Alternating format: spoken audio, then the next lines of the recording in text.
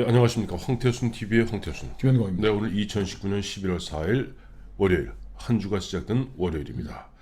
오늘 오전에 조금 전에는 박찬주 전 육군 대장 보니까 63빌딩에서 기자회견을 했습니다.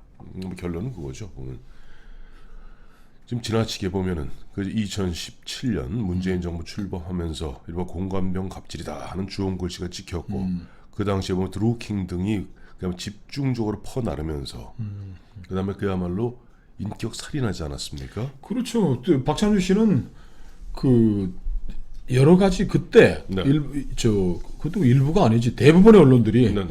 그야말로 뭐 저 군 검찰에서 흘러나오는 이야기 이런 네. 이야기 저런 이야기 뭐 전자 발찌 그때 그 어감이 이제 전자 발찌 이게 팔찌를 찧었는데 네. 이게 발찌 뭐 이렇게 해갖고서 그런 인상을 준 거 아닙니까, 그죠? 그렇죠. 흉악범들에게 채우는 네. 전자 발찌를 공관병들에게 채웠다, 뭐 이렇게 얘기를 하고 그랬는데 네.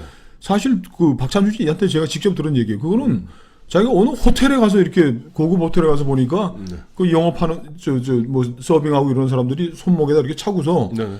그 뭐 무슨 번호 1번 뜨면은 뭐 매니저가 부른다, 네네네. 2번 뭐 이거 서로 이제 연락하고 봐서 병사들이 공관병들이 그 불필요하게 그 시간 대기를 해야 되니까 그렇죠. 뭐 사단장 없을 때는 뭐 그냥 편히 쉬어도 되는데 네네. 그 아이들 편의를 위해서 뭐 해준 것이다. 그리고 네. 뭐 냉장고를 뭐 몇 개를 뭐 거기 설치해 놓고 뭐 했다 뭐 이렇게 얘기를 하고 있는데 그 팩트들이 다 가짜 뉴스였다는 거예요. 박찬주가 그렇습니다. 억울해하는 거는. 그렇습니다. 그러면서 그 뭐 공간에 있는 뭐 무를 뽑게 했다. 네. 감을 따게 했다. 그런데 저 박찬주 씨 얘기는 그겁니다. 네. 아니 그러면 그 공간에 있는 그 배추나 무 이런 것들도 뭐 또 식당에서도 뭐 장교 식당에도 쓰기도 하고 감 같은 거 그러면 네. 그럼 그 공간을 이용하고 있다는 이유로 네. 육군 대장이 그럼 감도 따고 뭐 배추 농사 무 농사 그 공간 관리하는 상사분이면 네. 굉장히 높은 겁니다 군에서는. 그렇습니다. 그분이 하는 건데 이거를 일방적으로 악질적으로 매도를 해가지고 사람을 생매장 시켜놓고 네. 공간병 갑질이라는 그때의 언론 보도라는 것은 광기 어린 그냥 뭐 인격 살인이었던 거죠. 마녀 사냥이었죠. 마녀 사냥이었죠. 그리고 요즘 보니까 법무부에서 지금 법무부 장관이 없습니다. 대한민국에는 김오수 법무차관 그 양반 검사예요. 기억하시겠습니다만 이제 김오수 법무차관을 갖다가 이례적으로 청와대에서 문재인 대통령이 부르지 않았습니까? 그런 상태에서 장관의 어떤 인사가 참 길어질 테니까 차관 중심으로 잘 하라라고 나온 것이 이른바 피의사실 공표를 갖다가 했는 경우 이건 맞겠다. 그 다음에 앞으로 기자들의 어떻게 보면 검사들에 대한 취재도 원천 봉쇄하겠다. 말 같지 않은 이야기를 하고 있는 그러니까 거죠. 유신 이후로 언론의 최대 암흑기가 요즘인 것 같아요. 그렇습니다. 지금 아니 문재인, 조국 이 사람들 자 지난번에 네. 자 이제 조국 물러가라고 광화문에서 데모하고 뭐 네. 조국 소화저 이제 뭐 서초동에서 하고 했을 때 네. 이른바 KBS, MBC, SBS 이른바만 공영방송 지상파라고 그러죠. 예. 그 사람들은 저 서초동에서 하는 거에는 지미지 카메라가 뭡니까? 저는 잘 모르는데. 지미지 카메라라는 거 보시면 이런 거 있죠. 이렇게 보면 긴 이제 크레인 같은 데다가 앞에 저 위에 이렇게 입체감 있게 할 수 있게. 입체감 해서 이렇게 해갖고 뒤에서 들고 이렇게 하면 대략 한 5m, 한 6m, 7m 되는 큰 긴 크레인 끝에 그리고 이렇게 다는 겁니다. 입체적으로. 그리고 헬기까지 띄우려고 MBC에서 허가를 얻으려고 뭐 서로 막 경쟁을 하고 했고 네네.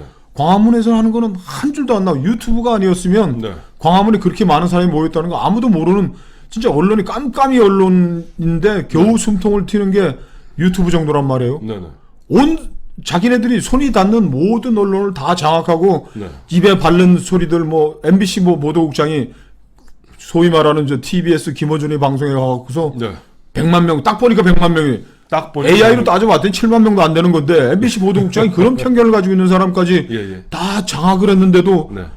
계속 좀 목이 마르다는 거 아닙니까 지금. 그렇습니다. 마침 그 얘기 하시니까 이제 박원순 서울시장의 서울시 산하에 있는 것이 교통방송입니다. 교통방송. 이강택 사장. 네, 그리고 이제 교통방송은 요즘 보면 많은 사람들이 짜증나 죽겠다 그래요. 그러니까 아침에 보면 제가 저 이발소 다니는 이발소에 이발사는 아저씨가 오는데 보면은 버스 안에서 아침마다 그저 보면 교통방송을 틀어놨는데 그 보면 김어준이 나와서 이렇게 저렇게 그야말로 세상을 비꼬고 비틀고 씹어대고 저 듣기 싫어 죽겠는데 또 운전기사분은 그걸 켜놓고 가더라는 거예요. 그래서 제가 그런 얘기했습니다. 앞으로 그러거든 운전기사한테 조용히 타이르십시오. 당신이 김어준의 그 방송이 좋아서 듣는다면은 당신 혼자 리시버를 끼고 들으시오. 그렇죠. 그래야지 그 나머지 그 40명, 50명 되는 사람들이 그런 어떻게 보면 본인들이 원치 않는 그 이야기를 들을 이유가 없지 않습니까? 뭐 그런 얘기 한 적이 있습니다만은 제가 이제 김어준 씨 얘기하는 게 그거예요. 교통방송이 아마 최근에 14건의 경고를 먹은 것 같습니다. 방송통신위원회에서. 네, 그 방심이도 누구 방심이 문재인 정부의 방심입니다. 그런데 그 중에 11건이 김어준이 그야말로 팩트가 틀리거나 막말을 하거나 등등등의 이유로 14. 낙검수 하는 그 친구 아니에요, 김어준은? 아 그렇죠. 낙검수. 예전에 낙검수로 뜬 친구죠. 이제 14건 중에 11건을 갖다가 김어준이 아침에 교통방송에서 진행하는 데서 먹었다 하는 얘기하는데 마침 박원순 시장이 김어준이 하는 그 프로에 나와서 하는 이야기가 이런 거예요. 언론의 자유는 가치 있는 언론만 보호할 수 있다. 그 김어준은 가치 언론, 뉴스공장은 가치 있는 언론이 뭐 그런가 봐요. 그 다음에 보면은 가짜 뉴스를 만드는 그런 언론사는 폐가 망신시켜야 된다. 우선 가치 있는 언론만이 보호받을 가치가 있다는 거 어디서 많이 듣지 않았습니까? 옛날에 그 무슨 뭐 육군 대위 복장하고 이인수 씨인가요? 이인수 사건이죠. 이인수 사건이죠. 국가는 가치 있는 여성의 정조만을 보호한다. 그래서 물론 이심에서 깨진 거죠. 바로 깨졌죠. 그건 말 같지 않은 얘기니까. 그거는 가치 있는 언론, 가치 있다고 없다고 누가 판단합니까? 박원순. 그러니까 그리고 또 이런 거 있죠. 폐가 망신. 그러니까 뭐 가짜 뉴스니 뭐니 이런 것을 갖다가 폐가 망신시키겠다. 이 양반 김일성이 찬양하는 사람들이 광화문에 쏟아나서 김일성 만세 불러야지. 그게 뭐 국가복종이나 진정민주라는 사람이 네네. 이런 또 언론가는 또 근데 폐가망신도 많이 들어본 얘기네 그것도. 폐가 망신은 제 기억에는 진짜 과격한 얘기인데. 네, 그 폐가 망신은 2002년 12월로 기억됩니다만 네. 당시 노무현 대통령 당선자가 그때 앞으로 이제 자기의 포부를 밝히면서 얘기하는 거죠. 내가 만드는 정부는 깨끗한 정부. 왜냐하면 2002년에 기억하시겠습니다만 그때 홍삼 트리오니 무슨 게이트니 DJ 정권 말기에는 온통 그야말로 게이트로 얼룩져 있었습니다. 그러다 보니까 노무현 당선자가 무슨 얘기를 했냐 이런 얘기를 했어요. 앞으로 청탁을 하거나 나한테 청탁. 뭐 청탁을 하거나 뭐 부정부패 이런 부분이 있으면 폐가 망신시키겠다고 얘기했습니다. 근데 뭐 노무현 정부 5년 어땠습니까? 그 뭐야 뭐 시계 논두렁 시계도 나오고. 아니 뭐 그건 또 그건 또 얘기하면 또 가짜 뉴스라고 펄펄 뛰는데 예. 받은 건 사실인 거예요. 예, 그래요. 뭐 그걸 뭐 행방이 묘연해졌다 뭐 하지만 받은 건 사실이고. 아니, 그래서 640만 불까지 박연차한테 받은 거 아니에요? 그 시계도 받고. 그렇죠. 그건 거기 60회 생일을 축하하는 환갑.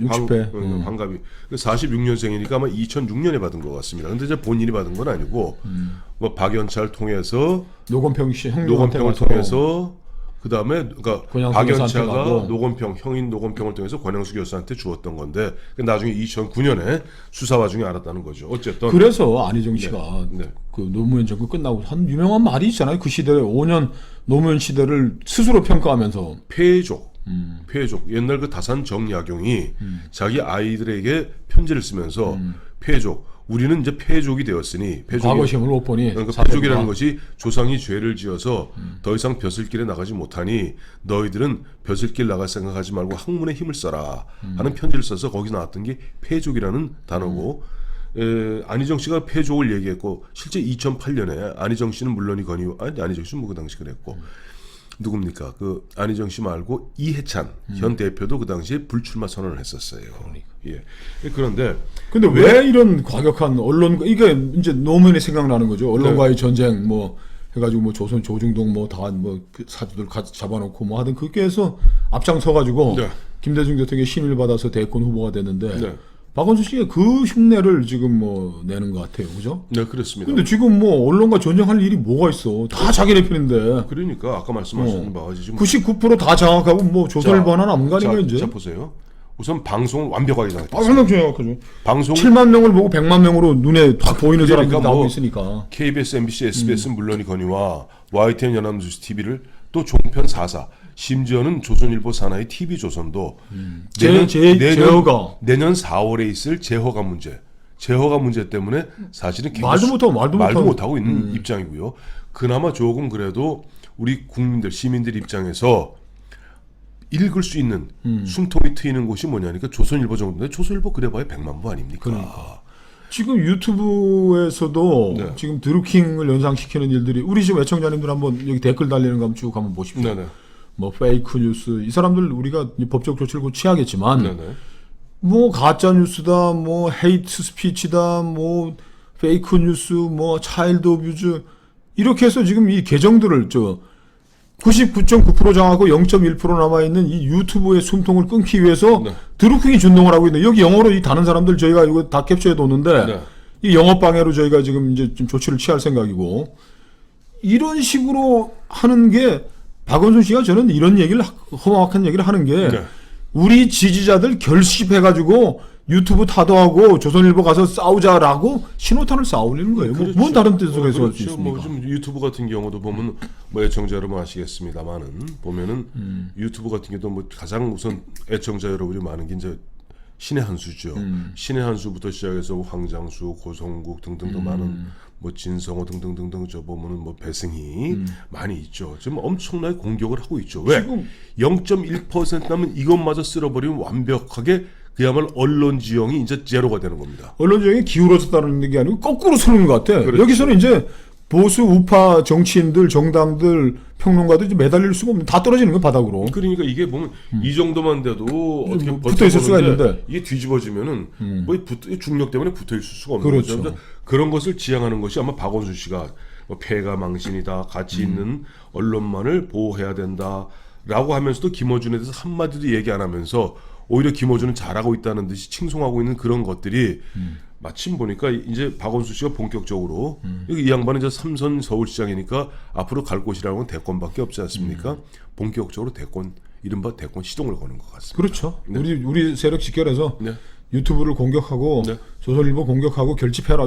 다 했는데 그래도 진실이 그래서 무서운 거예요. 네. 그 진실을 보도하는 언론이 두려운 거고. 그렇죠. 그 팩트에 기반해서 진실을 이야기하는 언론을 갖다가 거짓의 세력들은 굉장히 두려워합니다. 그렇기 때문에 그 남은 단 요 한마디 예를 들어서 우리가 갑자기 이야기하면서 이제 옛날로 우리 1989년으로 돌아가 봅니다. 우리가 당시 2차 천안문 사건 2차 천안문 사건 때 좀 어마어마한 희생자가 나고 어쩌고저쩌고 했어도 우리는 딱 한 장의 사진으로 우리 전 세계 60억 인구들이 알고 있는 게 있지 않습니까? 그들은 아무리 감추려 했어도 천안문 광장 그 앞에 보면 탱크들이 밀고 들어왔을 때 딱 한 사람이 있어서 막았죠.